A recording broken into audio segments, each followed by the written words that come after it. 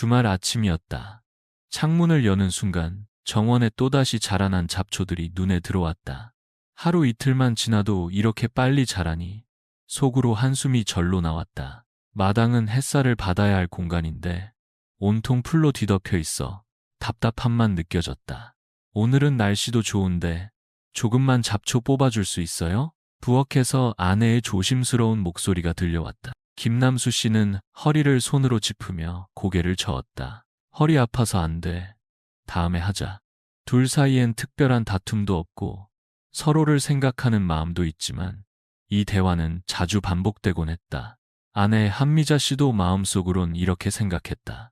나도 솔직히 하기 싫다. 흙투성이가 되고 벌레도 나오고 무릎도 아프고. 하지만 정원은 그냥 둘 수 없었다.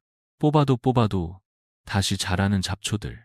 비만 오면 쑥쑥 자라고 해가 나면 더 깊게 뿌리 내렸다. 마치 끝이 없는 싸움 같았다. 특히 나이가 들수록 허리를 굽히는 것도 쉽지 않았다. 조금 무리하면 다음 날은 무릎이 쑤시고 허리가 아팠다.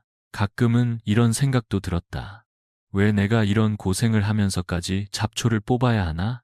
그런 마음을 한 번쯤 가져본 적 분명 누구나 있을 것이다. 그런데 만약 잡초를 뽑지 않아도 되는 방법이 있다면? 그것도 약품 없이 몸에 해롭지 않고 환경에도 부담이 없는 방법이라면? 오늘은 그런 꿈 같은 이야기를 전하려 한다. 그런 방법이 정말 있을까? 김남수 씨와 한미자 씨 부부도 처음엔 반신반의했다. 사실 이 부부는 경기도 외곽의 조용한 단독주택에 살며 오랫동안 정원을 가꿔왔다. 계절마다 꽃을 심고 상추나 깨씹 같은 채소도 소소하게 길렀다. 흙을 만지며 보내는 시간이 둘에겐 일상의 즐거움이자 여유였다. 하지만 나이가 들면서 상황은 달라졌다. 허리는 자주 뻐근하고 무릎은 쉽게 붓고 조금만 움직여도 숨이 찼다. 특히 잡초 제거는 더 이상 예전처럼 가벼운 일이 아니었다. 땅을 파고 뽑고 정리하는 모든 과정이 점점 버거워졌다.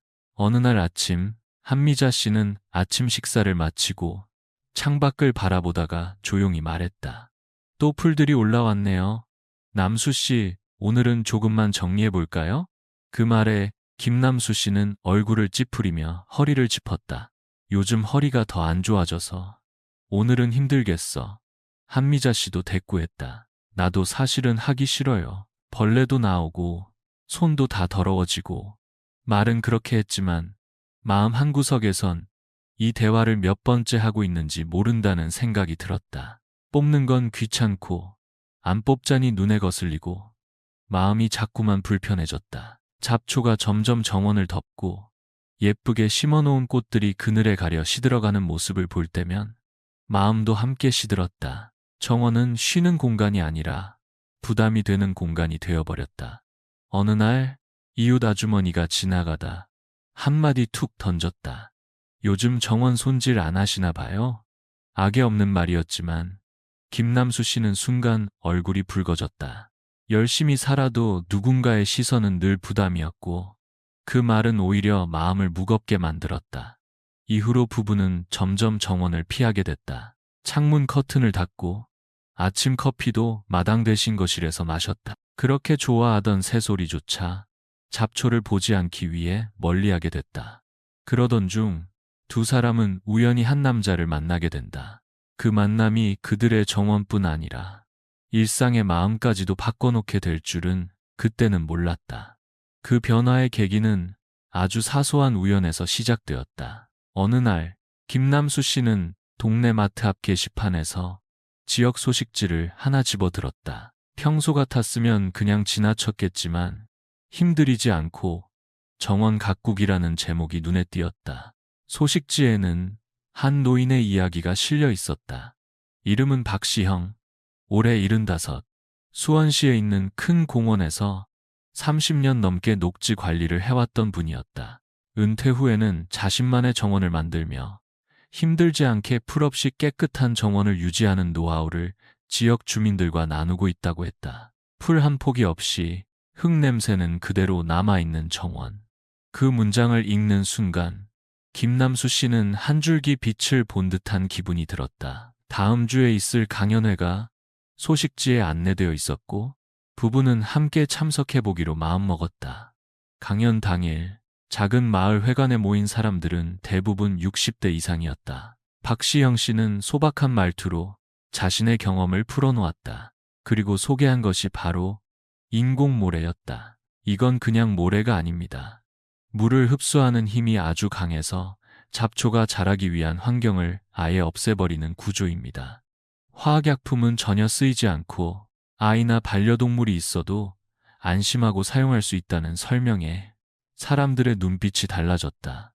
박시영 씨의 정원 사진이 화면에 띄워졌을 때 모두가 감탄했다. 말끔하고 정돈된 풍경, 그 속에는 잡초 한 포기도 보이지 않았다. 정원은 쉬는 곳입니다. 힘들게 싸우는 공간이 되어선 안 됩니다. 그 말이 김남수 씨와 한미자 씨의 마음에 깊이 남았다. 그날 이후 두 사람은 그 인공모래를 직접 눈으로 보기 위해 박시영 씨의 정원을 찾아가게 된다. 며칠 뒤 김남수 씨와 한미자 씨는 박시영 씨의 정원을 직접 찾았다. 정원에 들어서는 순간 두 사람은 한동안 말을 잇지 못했다. 마치 공원처럼 정돈된 그곳은 흙냄새는 그대로였지만 풀 한 포기 없이 깔끔하게 유지되고 있었다. 여기가 정말 약도 안 쓰고 이렇게 된 건가요? 한미자 씨가 믿기지 않는다는 듯 물었다. 박시영 씨는 웃으며 고개를 끄덕였다.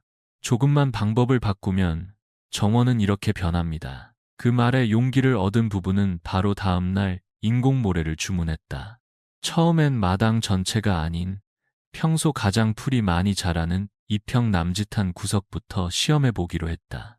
택배로 도착한 인공모래는 겉보기엔 일반 모래와 다르지 않았다. 하지만 손에 쥐어보니 질감이 다소 무겁고 물을 뿌렸을 때 빠르게 스며들며 표면이 살짝 굳는 느낌이 있었다. 두 사람은 모래를 고르게 뿌리고 물을 넉넉히 뿌려 정리했다. 며칠 뒤 놀라운 변화가 찾아왔다. 이전에는 비만 오면 금세 고개를 내밀던 잡초가 이번엔 흔적조차 보이지 않았다. 흙 위를 덮은 모래층 덕분인지 물기가 오래 남지도 않았고 정원 전체가 한결 깨끗하고 정돈된 느낌이었다. 한미자 씨는 웃으며 말했다. 이렇게 간단한 방법이 있을 줄이야. 진작 알았으면 좋았을걸요. 김남수 씨도 한마디 덧붙였다. 허리 안 아프고도 정원이 정리되니 마음도 한결 가벼워지네. 작은 변화였지만 그 효과는 예상보다 컸다. 두 사람은 처음으로 정원을 돌봐야 한다는 부담이 아니라 정원을 함께 즐긴다는 기분을 느낄 수 있었다. 작은 구역에서의 성공적인 실험 이후 김남수 씨 부부는 정원 전체에 인공모래를 적용해 보기로 했다. 하지만 그 과정에서 궁금한 점이 생겼다. 정확히 얼마나 많은 양이 필요할까? 비용은 얼마나 들까? 혹시 생각보다 손이 많이 가는 일은 아닐까? 두 사람은 다시 박시영 씨에게 문의했다. 박 씨는 실내에서 시연을 통해 인공모래 사용법을 자세히 설명해 주었다. 기본적으로 잡초 억제 효과를 제대로 보려면 최소 5cm 이상의 두께로 모래를 깔아야 한다고 했다. 그는 1m 바스, 1m 크기의 나무틀을 준비하고 실제로 인공모래를 붓기 시작했다.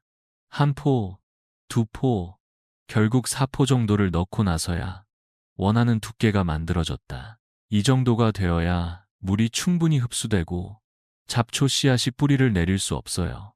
박시영 씨의 설명은 아주 현실적이었다. 모래 한 포는 약 25kg이고 가격은 평균 2,500원에서 3,000원 사이였다. 계산해보면 1제곱미터를 덮기 위해 약 1만 원 정도의 비용이 드는 셈이다. 처음엔 조금 부담스러울 수 있는 금액이지만 김남수 씨는 이렇게 말했다. 매년 수차례 허리 굽히며 잡초 뽑는 고생을 생각하면 이건 투자라고 생각해야죠. 한미자 씨도 고개를 끄덕이며 덧붙였다. 조경업체에 맡기면 더 비싸요. 1회에 5만 원 넘게 든 적도 있었는데 다시 자라면 또 불러야 하잖아요. 실제로 인공모래를 사용하는 과정은 복잡하지 않았다. 잡초를 미리 제거하고 땅을 평탄하게 한 뒤 모래를 고르게 뿌리고 물만 뿌리면 끝이었다. 어떤 기계나 특별한 도구도 필요하지 않았다. 그리고 무엇보다 마음이 편했다.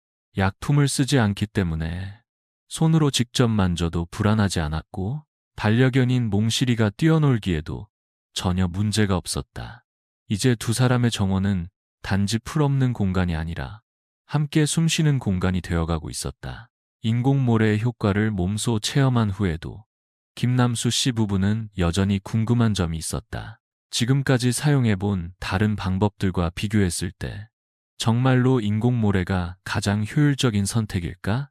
사실 부부는 그동안 여러 가지 잡초 방지 방법을 시도해봤다. 처음엔 자연 친화적인 방식이 좋을 것 같아 소나무 껍질 멀치를 정원 곳곳에 뿌려보았다. 보기에도 예쁘고 향도 좋았기 때문이다. 하지만 며칠만 지나면 껍질 사이로 다시 풀이 자랐고 장마철엔 곰팡이까지 피었다. 결국 몇 번 치우고 나니 손이 더 많이 가는 결과를 낳았다. 그 다음엔 잡초 방지 시트도 사용해보았다. 검정색 천을 땅에 깔고 그 위에 자갈을 덮는 방식이었다. 처음엔 확실히 효과가 있었지만 시간이 지나면서 시트가 울거나 찢어지는 문제가 발생했다. 또 시트를 깔아놓은 후엔 새로운 꽃이나 채소를 심고 싶을 때마다 시트를 잘라야 해서 번거로웠다. 한 번은 조경업체에 맡겨본 적도 있다. 하루 만에 정원이 깔끔해졌고 잡초도 싹 없어졌다. 하지만 한두 달만 지나면 다시 자라고 또 불러야 했다. 비용도 만만치 않았다. 작은 마당이었지만 한 번에 7만 원 가까이 들었던 기억이 있다. 이 모든 경험을 떠올리며 부부는 확신했다. 인공모래는 단순한 대안이 아니라 지속 가능한 해결책이라는 것을. 물만 뿌리면 되고 특별한 관리 없이도 장기간 효과가 유지되며 언제든지 다시 걷어낼 수도 있는 점이 결정적이었다. 한미자 씨는 이렇게 말했다. 다른 방법들은 다 일시적이었어요. 근데 이건 우리 나이에 딱 맞는 방식이에요. 힘 안 들이고도 정원을 지킬 수 있으니까요. 그 말엔 단순한 편리함 이상의 진심이 담겨 있었다. 이젠 풀을 뽑는 게 아니라 정원을 지키는 방법을 찾은 것이다. 실제로 정원을 전체적으로 인공모래로 덮는 것은 비용이나 작업량 면에서 부담이 될 수 있었다. 그래서 김남수 씨 부부는 정원의 용도와 특성에 맞춰 다양한 방법을 병행하기로 했다. 집 현관 앞과 자주 지나다니는 길목에는 인공모래 위에 자갈을 덮었다. 사람의 발길이 잦은 곳이기에 모래가 쉽게 흩어지지 않도록 하기 위함이었다. 덕분에 비가 와도 미끄럽지 않고 보기에도 단정한 분위기가 연출되었다. 화단 주변에는 다시 한번 소나무 껍질 멀치를 시도했다. 물 빠짐이 좋은 구조 덕분에 꽃들이 더 건강하게 자랐고 잡초도 이전보다 현저히 줄어들었다. 무엇보다 모래와 자갈, 멀치의 조합이 정원 전체에 자연스럽고 균형 잡힌 인상을 주었다. 한미자 씨는 말했다. 모든 걸 하나로 통일하려 하지 않으니까 오히려 우리 집 정원이 더 편안해졌어요. 각 공간의 특성에 맞는 방식을 선택하는 것, 그것이 바로 이 부부가 찾은 지혜로운 정원 관리법이었다. 이렇게 정원의 곳곳에 맞는 방법을 하나씩 적용해 나가면서 김남수 씨 부부는 처음으로 잡초와의 싸움이 아니라 정원과의 대화를 시작할 수 있게 되었다. 요즘엔 아침에 커튼을 거둘 때 마음이 편하네요. 한미자 씨가 웃으며 말했다. 예전엔 풀 자란 모습을 보면 한숨부터 나왔는데 이제는 정돈된 마당을 바라보며 커피 한 잔의 여유를 누릴 수 있게 된 것이다. 그 시간이 회복되었다는 것만으로도 부부는 충분히 만족하고 있었다. 잡초 문제는 단순히 땅 위의 일이 아니었다. 그것은 몸과 마음의 부담이었고 부부 사이의 작은 갈등이었으며 삶의 리듬을 흐트러뜨리는 요소이기도 했다. 그래서 단지 풀이 사라졌다는 사실보다도 다시금 정원을 바라보는 시선이 바뀌었다는 것이 더 소중하게 느껴졌다. 정원을 아름답게 가꾸는 일은 더 이상 힘이나 끈기로만 되는 것이 아니었다. 특히 나이가 들수록 필요한 것은 지혜와 지속 가능한 방식이었다. 누군가에겐 인공모래가, 또 다른 이에게는 멀치나 시트 혹은 조경업체가 그 해답일 수 있다. 중요한 건 내 몸과 내 삶에 맞는 방식을 찾는 것이다. 박시영 씨가 강연에서 했던 말이 떠올랐다. 정원은 싸우는 공간이 아니라 함께 살아가는 공간입니다. 이 말은 단순한 비유가 아니었다. 잡초와 싸우느라 정작 정원을 즐기지 못하는 사람들이 얼마나 많았던가. 이제는 풀을 뽑는 삶이 아니라 풀에 지치지 않는 삶을 선택할 때다. 만약 지금 이 영상을 보고 계신 분들 중에서도 마당에 자라는 풀 때문에 고민하고 계시다면 한 번쯤 인공모래를 포함한 여러 방법을 직접 시도해 보시길 권한다. 방법은 다양하지만 그 안에는 공통된 마음이 있다. 내 공간을 내가 편안하게 만들고 싶다는 바람. 그리고 그 작은 선택들이 쌓이면 언젠가 아침 햇살 아래 정원을 바라보며 웃고 있는 자신의 모습을 만나게 될지도 모른다. 이 이야기가 여러분의 일상에 작은 도움이 되었길 바란다. 혹시 여러분만의 정원 관리 노하우나 경험이 있다면 댓글로 함께 나눠주세요. 그 목소리 하나하나가 누군가에겐 큰 위로와 힌트가 될 수 있습니다. 우리 모두 나이를 먹는다. 하지만 나이를 먹는다는 건 단지 몸이 늙는 게 아니라 삶의 방식을 하나씩 바꿔가는 과정일지도 모른다. 그 과정 속에서 정원이 무거운 짐이 아닌 다시 쉼이 되고 기쁨이 되길 바란다. 잡초를 이기려 애쓰는 삶이 아니라 잡초에 휘둘리지 않는 삶, 그 삶을 위한 한 걸음을 지금 이 순간부터 시작해보면 어떨까?